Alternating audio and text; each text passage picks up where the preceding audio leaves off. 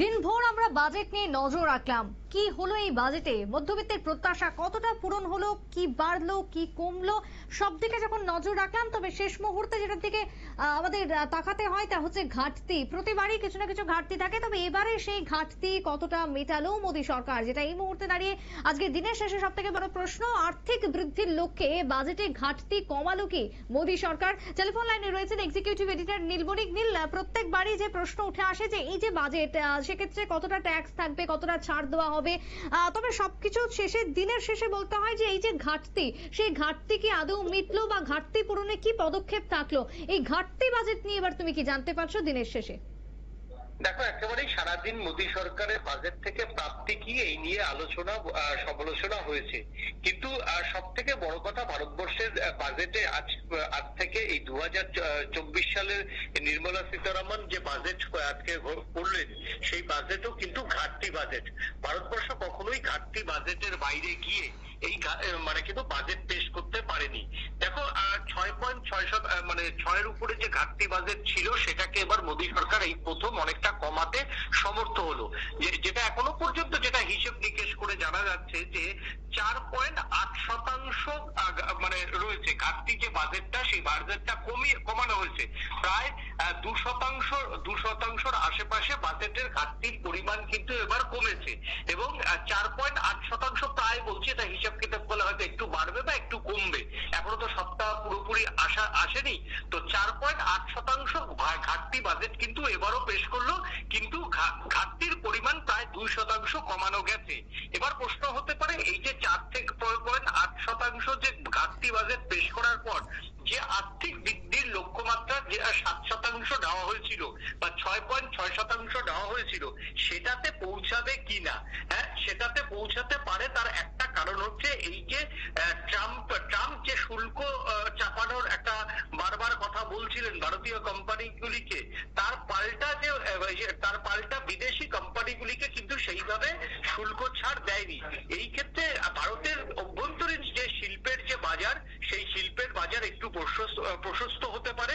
ভারতের শিল্প, ছোট ছোট যে স্মল স্কেল ইন্ডাস্ট্রি গুলি আছে, যেখানে টাকা বিনিয়োগ হয়েছে, সেইগুলো যদি একটু একটু করে এমএসএমই সেক্টর ঘুরে দাঁড়ায়, সেই ক্ষেত্রে কিন্তু ভারতের কর্মসংস্থান বাড়বে, এবং সেই ক্ষেত্রে কর্মসংস্থান যদি বাড়ে, যদি ক্রয় ক্ষমতা বাড়ে, তাহলেই তোমার হচ্ছে আর্থিক বৃদ্ধির হার হবে। এখন আর্থিক বৃদ্ধি অনেকগুলো কারণের উপর নির্ভর করে। দেখো, আর্থিক বৃদ্ধি শুধুমাত্র একটা দেশের ইকোনমি, কার হাতে কত টাকা আছে সেটা দিয়ে কিন্তু আর্থিক বৃদ্ধি জাজ করাটা উচিত নয়। কারণ আর্থিক বৃদ্ধি হচ্ছে ক্রয় ক্ষমতা, তো অবশ্যই ক্রয় ক্ষমতার সঙ্গে মানুষের হিউম্যান রিসোর্স বা মানব সম্পদ উন্নয়নও কতটা হয়েছে, এটাও কিন্তু একটা পরিমাপের বিষয়। সেই জায়গা থেকে মোদী সরকার যে তোমার হচ্ছে স্বাস্থ্য খাতে যে বরাদ্দ বৃদ্ধি, কিছুটা শিক্ষা ক্ষেত্রে এবার তিনি কিছুটা বরাদ্দ বৃদ্ধি করতে চেয়েছেন, কিন্তু সংস্কারমুখী যে বাজেট, সেই সংস্কারমুখী বাজেটের সাহস কিন্তু এবারও কিন্তু দেখায়নি মোদী সরকার। যে ব্যাংকিং সেক্টরে সংস্কার করার কথা বারবার তারা বলে আসছিলেন, যে রুগ্ন শিল্পের সংস্কারের কথা বারবার মোদী সরকার বলে এসেছিলেন, সেই রুগ্ন শিল্পেও কিন্তু সেইভাবে কোনো বড় সংস্কারের পথে হাঁটলো না কেন্দ্রীয় সরকার। দেখো, এই যে রুগ্ন শিল্পে যদি সংস্কারের পথে হাঁটতো, তাহলে এই যে ঘাটতি বাজেট, যেটা 4.49% মতো পেশ করা হয়েছে, ঘাটতি বাজেট পেশ করা হয়েছে, সেটা কমে 3% আশেপাশে কিন্তু হতে পারত বলেই মনে করছেন দেশের খ্যাতনামা অর্থনীতিবিদরা। এবং সেই জায়গা থেকে মোদী সরকারের বড় চ্যালেঞ্জ যে দেখো, এবার ঘাটতি বাজেট, এই ঘাটতি বাজেট যখন পেশ করা হবে, সেই ঘাটতি বাজেট আগামী সময় কিভাবে সরকার চালাবে। এই ক্ষেত্রে তখন রিজার্ভ ব্যাংকের থেকে হাত পাততে হবে প্রধানমন্ত্রী নরেন্দ্র মোদীর নেতৃত্বাধীন সরকারকে। রিজার্ভ ব্যাংক কোথায় টাকা পাবে? রিজার্ভ ব্যাংক টাকা পাবে তখন তারা বাড়তি নোট ছাপাবে, কিন্তু এই জায়গাতে একটা অশনি সংকেত, যদি বাড়তি নোট ছাপায়, সেই জায়গাতে কিন্তু যদি চাহিদা, যোগান এবং কর্মদিবস, এই তিনটে সামঞ্জস্য না রেখে যদি বাড়তি নোট ছাপায়, সেই ক্ষেত্রে একটা কিন্তু মুদ্রাস্ফীতির কিন্তু একটা বড় ভয়ানক কারণ হতে পারে। এবং তোমার হচ্ছে আগামী দিনে যদি ঠিকঠাক হয়ে যায়, যেটা তিনি প্রথমেই বলেছেন, মা লক্ষ্মীর কৃপা, সত্যি যদি মা লক্ষ্মী কৃপা করে, রবি শস্যের উৎপাদন এখনো পর্যন্ত দেশে এই সময়তে খুব বেশি প্রাকৃতিক অভিশাপ আমরা পাইনি, গোটা ভারতবর্ষে পাইনি। পাঞ্জাব, উত্তরপ্রদেশ সহ হরিয়ানা, সব জায়গাতেই ফসলের উৎপাদন মোটামুটি ঠিকই রয়েছে। উত্তর পূর্বের রাজ্যগুলিতেও ফসলের উৎপাদন ঠিকই রয়েছে। দক্ষিণ ভারতেও এখনো পর্যন্ত ফসলের উৎপাদন, এবং পশ্চিম ভারতেও কিন্তু ফসলের উৎপাদন ঠিকই আছে। তো এই রবি শস্যকে যদি ঠিকঠাক বাজারজাত করা যেতে পারে এবং রবি শস্য যদি তৈলবীজ থেকে আরম্ভ করে, সর্ষে থেকে আরম্ভ করে, গমের উৎপাদন থেকে আরম্ভ করে যদি খুব একটা উৎপাদন না কমে, তাহলে কিন্তু তোমার হচ্ছে তাহলে কিন্তু খুব একটা সাধারণ কৃষকদের পকেটে টান পড়ার কথা নয়। তবে এবছর উৎপাদন যেহেতু বেশি হয়েছে একটু শাকসবজির, তাই শাকসবজির দামটা এত পরিমাণে কমে গেছে যে চাষিদের হাতে কিন্তু এই মুহূর্তে কিন্তু ছোট চাষিদের হাতে সবজির দাম অস্বাভাবিক হারে নেমে যাওয়ায় সেইভাবে চাষিরা কিন্তু ফসলের দাম পায়নি। এই জায়গাতেই এমএসপিটা দেওয়া হচ্ছে আগামী দিনে মোদী সরকারের একটা সব থেকে বড় আশু চ্যালেঞ্জ বলে মনে করছেন রাজনৈতিক মহলের একাংশ। এখন ইন্ডাস্ট্রিয়াল বেল্ট, দেখো ভারী ইন্ডাস্ট্রিয়াল বেল্ট কিন্তু এই মুহূর্তে শিল্পের যে গতি প্রকৃতি প্রতিনিয়ত পৃথিবীতে চেঞ্জ হচ্ছে, তাতে ভারী ইন্ডাস্ট্রি খুব বেশি হবে না, যেটা প্রধানমন্ত্রী নরেন্দ্র মোদীর নেতৃত্বাধীন সরকার বোঝে। সেই ক্ষেত্রে ভারী ইন্ডাস্ট্রির দিকে যদি এগোতে হয় তাহলে রাষ্ট্রায়ত্ত সংস্থা রেলকে দিয়েই কিন্তু ভারী ইন্ডাস্ট্রি কিন্তু এই ক্ষেত্রে চাঙ্গা করতে হবে। সেই সঙ্গে শেল, বেল, দামোদর ভ্যালি কর্পোরেশন, এই যে এই যে সংস্থাগুলি রয়েছে ইস্পাত যারা তৈরি করে, সেইগুলোকে আরো বেশি করে উৎপাদনমুখী করতে হবে এবং সেই সঙ্গে দেশের আবাসন শিল্পকে অনেক বেশি চাঙ্গা করতে হবে। একমাত্র আবাসন শিল্প যদি চাঙ্গা থাকে তাহলেই কিন্তু ইস্পাত শিল্পের যে গ্রোথ, সেই ইস্পাত শিল্পের গ্রোথ হবে। এই ক্ষেত্রে মোদী সরকারের এখনো, তাছাড়া হচ্ছে গাড়ি শিল্প। গাড়িতেও আমরা জানি গাড়ি হচ্ছে সেটা 2 চাকার হোক বা 4 চাকার হোক, গাড়ি শিল্পে কিন্তু সবসময় একটা বড় ইস্পাতের প্রয়োজন হয় এবং সেটা ভারী ইন্ডাস্ট্রি। এই জায়গাতে মোদী সরকার মেক ইন ইন্ডিয়ার যে প্রজেক্ট, সেই প্রজেক্টে একটা বুদ্ধিমত্তার পরিচয় দিয়েছে যে বিদেশি যে গাড়ি কোম্পানিগুলিকে কিন্তু ভারতের মাটিতে ব্যবসা করার জন্য এবছর মোদী সরকার খুব একটা জায়গা দিল না।